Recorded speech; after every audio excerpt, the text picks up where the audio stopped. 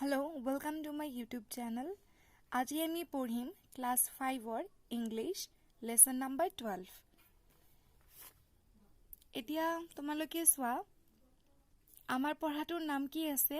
30 days hat September মানে সেপ্টেম্বৰ মাহত 30 দিন ইয়াতে চোৱা এখন ক্যালেন্ডাৰ দিয়া আছে আমাক ইয়াতে 1 ৰ পৰা 31 লৈকে দিয়া আছে মানে আমাৰ ক্যালেন্ডাৰবোৰত যে থাকে 31 দিনীয়া মাহ থাকে 30 দিনীয়া মাহ থাকে 28 দিনীয়া থাকে এইখন ক্যালেন্ডাৰ আমাক জিয়াতে দিছে চাব কাৰণে যাতে তোমালোকে ক্যালেন্ডাৰখন বুজি পোৱা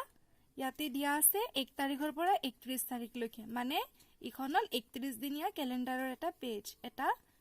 পৃষ্ঠা এটো এবাৰ আমি দেৰি নকৰি কবিতাটো আৰম্ভ কৰিম চোৱা 30 days had September মানে সেপ্টেম্বৰ মাহত 30টা দিন আছে April June and November September মাহত 30 দিন আছে আৰু কি মাহত আছে April June and November April June আৰু নভেম্বৰ মাহত 30 days মানে 30 দিনীয়া all the rest have 31 আৰু বাকি যোনবিলাক মাহ আছে সেইবিলাক হল 31 days মানে 31 দিনীয়া excepting February alone ফেব্ৰুৱাৰীৰ বাহিৰে ফেব্ৰুৱাৰীক বাদ দি যোনবিলাক আমাৰ মাহ আছে সেইবিলাক হল 31 দিনীয়া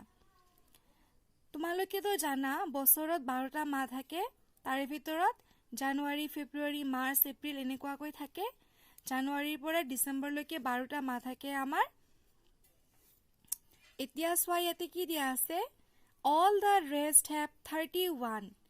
মানে বাকি যোনবিলাক মাহ আছে সেইবিলাক হল আমাৰ 31 মানে 31 দিনীয়া excepting February alone ফেব্ৰুৱাৰীৰ বাহিৰে বাকি মাহবোৰ হল আমাৰ 31 দিনীয়া and that has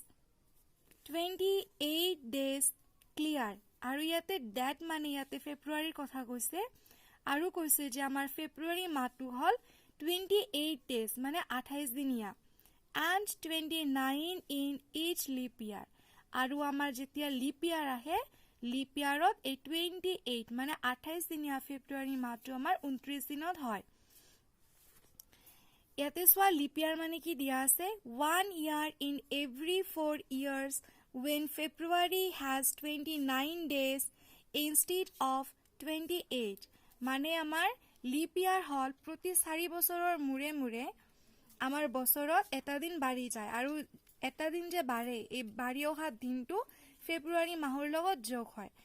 এনে মানে সাধাৰণতে আমাৰ ফেব্ৰুৱাৰী মাহটো হল 28 দিনীয়া 28 days কিন্তু